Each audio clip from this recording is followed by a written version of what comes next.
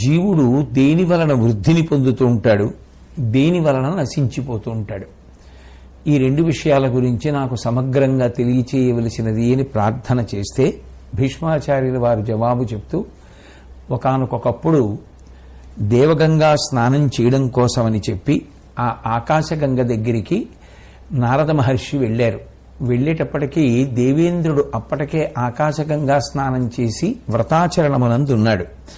వాళ్ళిద్దరూ ఒకరినొకరు చూసుకున్నవారై ఒకరితో ఒకరు ప్రయోజనకరమైనటువంటి విషయములను గురించి మాట్లాడుకుంటూ ఉండగా, సూర్యమండల కాంతిని దాటిపోయినటువంటి కాంతులతో విరాజిల్లుతున్నటువంటి ఒక స్త్రీ విమానంలో ఆకాశ మార్గాన ప్రయాణిస్తూ అక్కడ ఆగి ఆ విమానం దిగి వారి దగ్గరికి వచ్చింది. వస్తే దేవేంద్రుడు ఆవిడ వంక చూసి చాలా ప్రేమతో, అమ్మా మీరెవరు, ఎందుకు ఇలా వచ్చారు, ఎక్కడి నుంచి వచ్చారు, ఎక్కడికి వెడుతున్నారు అని అడిగాడు. అడిగితే ఆ తల్లి జవాబు చెప్తూ, అనవుడున దేవి ఆదరభరితయై బాలార్క బోధిత పద్మజాతయైనట్టిదాన శ్రీ అన లక్ష్మిన భూతి అనగ వెలుంగుందు ననఘా ఏను స్వాహా స్వధా మతి శ్రద్ధ ధృతి స్మృతి మేధల ధనుజులమిచ్చి వారి కడ నుండి మెచ్చకిప్పుడు నీకడకు ఎగుదించితిననిన అద్దివిజనాథుడు ఏమి కారణమున మెచ్చితి ఏకతమున మెచ్చవైతి దానవుల నీ మెచ్చు చొప్పు మాకు నెరింగింపుమనిన అమ్మాననీయ వాక్య ఇట్లని చెప్పే అవ్వాసవునకు. ఆ వచ్చినటువంటి తల్లి ఆ ఇంద్రుడు వేసినటువంటి ప్రశ్నకి జవాబు చెప్తూ, సూర్యకిరణముల చేత అప్పుడే వికసించినటువంటి పద్మము యొక్క దుద్దుయందు నివాసం చేసేటటువంటి లక్షణము కలిగిన దానను నన్ను శ్రీ అని పిలుస్తారు, నన్ను లక్ష్మి అని పిలుస్తారు, నన్ను భూతి అని లోకం పిలుస్తుంది. శ్రీ అంటే సర్వమంగళప్రదమైనటువంటిది, శ్రీ సరణి అంటారు శంకర భగవత్పాదులు సౌందర్యలహరిలో. అట్లాగే లక్ష్మి లోకమంతా ఎవరి వంక చూస్తూ ఉంటుందో లక్ష్యసిద్ధి కొరకు అటువంటి దానను, కాబట్టి లక్ష్మి అని పిలుస్తారు. అట్లాగే నాకు భూతి అని వేరొక పేరు. భూతి అంటే సంపద, సంపద అని పేరు, ఐశ్వర్య రూపిణిని. కాబట్టి ఈ మూడు పేర్ల చేత లోకంలో విరాజమానురాలనై ఉంటాను. నేను ఇంతకాలం దానవులను అనుగ్రహించాను. కారణం, వాళ్ళ దగ్గర కొన్ని ఉత్తమమైనటువంటి గుణములుండేవి. వాళ్ళు స్వాహ స్వధ అట్లాగే మతి శ్రద్ధ స్మృతి ధృతి మేధ అనబడేటటువంటి లక్షణముల చేత ప్రకాశిస్తూ ఉండేవారు. కాబట్టి స్వాహ అంటే ఎప్పుడూ కూడా యజ్ఞయాగాది క్రతువులు చేస్తూ ఉండడం, స్వధ అంటే పితృకార్యాలు చేస్తూ ఉండడం, మతి అంటే మంచి బుద్ధి కలిగి ఉండడం, శ్రద్ధ శాస్త్రమునందు విశ్వాసం ఉండడం, ధృతి ధైర్యాన్ని వహించి నిలబడగలిగినటువంటి స్థితిని పొంది ఉండడం, ఒడిదుడుకుల యందు తట్టుకోగలిగినటువంటి లక్షణం, లేదా చేసుకున్నటువంటి సంకల్పము కొరకు ఆ సంకల్పమును సాధించుట కొరకు ప్రతిబంధకములను ఎదిరించి నిలబడి సాధన చేయగలిగినటువంటి ధైర్యము, అటువంటి ధృతి స్మృతి మంచి జ్ఞాపక శక్తి కలిగి ఉండి ఏ విషయము మనసులో ఉండాలో అటువంటి విషయమును మనసు యందు ధారణ చేసినటువంటి వారై, మేధ అనబడేటటువంటి లక్షణంతో అంటే మంచి బుద్ధి కలిగినటువంటి వారై ఉండేటటువంటి వారు. అందుకని వారి దగ్గర నేను ఉన్న కారణం చేత వారు ఇంతకాలం విశేషమైనటువంటి ఆ అనుగ్రహాన్ని పొంది గొప్ప భోగభాగ్యములను అనుభవించారు.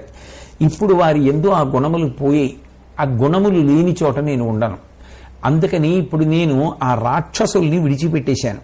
విడిచిపెట్టేసి అటువంటి గుణములు నీ యందు కనపడ్డాయి కాబట్టి ఓ దేవేంద్ర నిన్ను అనుగ్రహించడానికి నేను నీ దగ్గరికి వచ్చాను అని చెప్తే ఆయన ఎంతో సంతోషించినటువంటి వాడై, నువ్వు ఏ కారణముల చేత దేవతలను ఇంతకాలం మెచ్చుకుని ఉన్నావు, ఏ కారణములు ఆ రాక్షసుల యందు ఉన్న కారణం చేత ఇంతకాలం వారి యందు నువ్వు అనుగ్రహాన్ని ప్రకటించావు, ఏ గుణములు వారి యందు లుప్తమైపోతే వాళ్ళని విడిచిపెట్టి వచ్చేశావు, అవి దయచేసి మాకు తెలియచేయవలసినది అని చెప్పి అడిగితే ఆవిడ చెప్పినటువంటి కారణములతో పాటుగా ఇతర విషయములను కూడా ఆ తల్లి వారికి తెలియచేస్తోంది.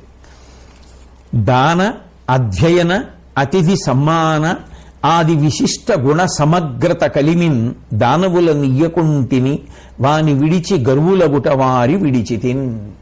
పూర్వకాలంలో ఆ దానవుల దగ్గర దానము చేసేటటువంటి గుణం ఉండేది. ఎంతసేపు మనకున్నది మనమే అనుభవించడం అన్న లక్షణం కాకుండా మన దగ్గర ఏది ఉందో అది నలుగురికి పెట్టి బ్రతుకుదాం అనేటటువంటి ఆలోచన ఉండేది. అట్లాగే అధ్యయనము, వాళ్ళు నిరంతరము ధర్మములకు ప్రమాణమైనటువంటి వేదమును అధ్యయనం చేస్తూ ఉండేవారు. అట్లాగే దానితో పాటుగా అతిథి సమ్మానము, వచ్చినటువంటి అతిథిని గౌరవించడం, అతిథికి కడుపు నిండా అన్నం పెట్టడం, మర్యాదగా మాట్లాడడం, ఇటువంటివి చేస్తూ ఉండేవారు. ఆ కారణం చేత నేను వారిని అనుగ్రహిస్తూ ఉన్నాను. ఇప్పుడు ఆ కారణములన్నీ కూడా వారి యందు పోయాయి. అంటే వారి యందు ఆ గుణములు లేకుండా పోయాయి. లక్ష్మీదేవి యొక్క అనుగ్రహాన్ని చూసుకుని వారికి గర్వము అతిశయించింది. అతిశయించినటువంటి గర్వము చేత ఉండవలసిన గుణములను జారవిడుచుకున్నారు. ఆ గుణములు ఎప్పుడైతే నశించిపోయాయో నేను వాళ్ళని విడిచిపెట్టేశాను. నేను ఎక్కడ ఉండడానికి ఇష్టపడతాను అన్నదాన్ని లక్ష్మీదేవి చెప్తోంది. నేను ఈ గుణములు ఎక్కడుంటాయో అక్కడ ఉంటాను. గురుభక్తి నిరతులు, సుర పితృ పూజన పరులును, సత్య సంభాషణులను, దానశీలురు, పరధన పరదార పరాన్ముఖ చిత్తులు, బ్రాహ్మణ ప్రియులు, దివానిద్రా వియుక్తులు, వృద్ధ దుర్బల దీన యోషిత్కృపారతులును, శౌచులు, అతిథి భోజన శిష్టభోజులు నేను మెచ్చు జనంబు. ఇట్లుగాక ధర్మమెడలి కామంబు క్రోధంబు చాలా కలిగి గర్వులై బలియు బైక్షంబు నిడక పరుషవాక్కుల క్రూరంబు చరితములను మిగిలి వర్తించువారు నా మెచ్చువారు. ఆ లక్ష్మీదేవి స్పష్టంగా తాను ఎటువంటి గుణములు ఉన్నటువంటి వారి దగ్గర ఉంటుంది, ఎటువంటి గుణములు లేని వారి దగ్గర ఆవిడ ఉండడానికి ఇష్టపడదు చెప్తోంది. అంటే నిజానికి లక్ష్మీదేవి ఒకరిని అనుగ్రహించాలి అంటే గుణప్రధానంగా అనుగ్రహిస్తుంది. ఎవరి యందు గుణములు ఉన్నాయో వారిని ఆ తల్లి అనుగ్రహిస్తుంది. గురుభక్తి నిరతులు, ఎవరికి గురువుల యందు భక్తి ఉన్నదో అటువంటి వారంటే నాకు ఇష్టం అని లక్ష్మీదేవి చెప్తోంది. సురపితృ పూజన పరులను, దేవతల యందు జన్మనిచ్చినటువంటి తల్లిదండ్రుల యందు ఎవరికి గౌరవం ఉన్నదో ఆరాధనాభావం ఉన్నదో అటువంటి వారు, సత్య సంభాషణలను, ప్రియ సంభాషణం కాదు సత్య సంభాషణం, వాక్కుకి సత్యము ప్రదానం చేసుకొని సత్యమే మాట్లాడడమునందు నియతి కలిగినటువంటి వారు, దానశీలురు, ఎప్పుడూ కూడా తన దగ్గర ఉన్నది వేరొకరికి పెట్టాలనేటటువంటి జిజ్ఞాస ఔత్సుకత కలిగినటువంటి వారు, పరధన పరదార పరాన్ముఖ చిత్తులు, ఇతరుల యొక్క ధనం మీద ఇతరుల యొక్క స్త్రీల మీద అన్యభావన లేకుండా, అవి నావి కావాలన్న భావన లేకుండా వాటి పట్ల పరాన్ముఖమైనటువంటి ముఖము కలిగినటువంటి మనసు కలిగినటువంటి వారు, బ్రాహ్మణ ప్రియులు, ధర్మమునకు అంతటికీ ప్రమాణము వేదమే కనుక ఎవరు ఆ వేదాన్ని బాగా చదువుకున్నారో, ఎవరు ఆ వేదార్థమును తెలుసుకుని ఉన్నారో, తెలుసుకున్న కారణము చేత ఎవరు ధర్మాన్ని లోకానికి చెప్పి ఆ వేదము ద్వారా ధర్మము లోకమునకు అంది లోకము ధర్మ మార్గములో నడవడానికి కారణమవుతున్నారో అటువంటి బ్రాహ్మణుల యందు నాకు చాలా ప్రీతి. దివానిద్రా వియుక్తులు, పగటి పూట అదే పనిగా నిద్రపోవడం అలవాటు కానివారు,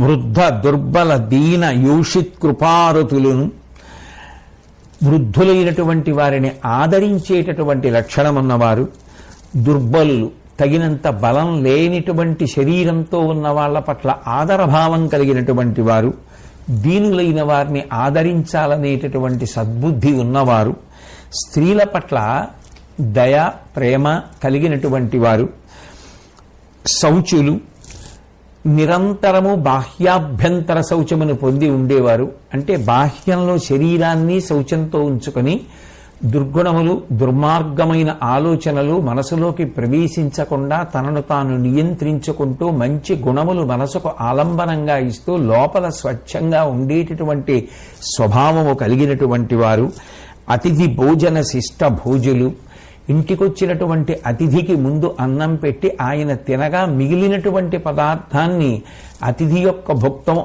భుక్తశేషము అమృతము అనబడేటటువంటి భావనతో ఉండి తినేటటువంటి లక్షణం ఉన్నవారు నేను మెచ్చు జనంబు. అటువంటి వారంటే నాకు చాలా ప్రీతి, నేను వారిని అనుగ్రహిస్తూ ఉంటాను.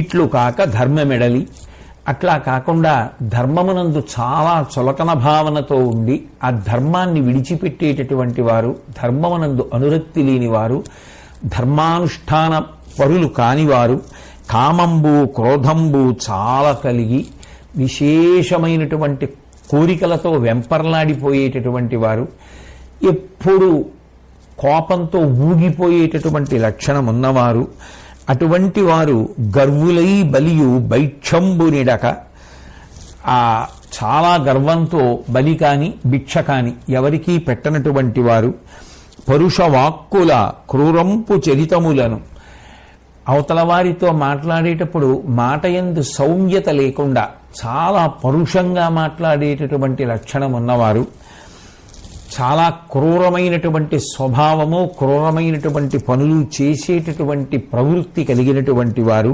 మిగిలి వర్తించువారు నా మెచ్చుకారు.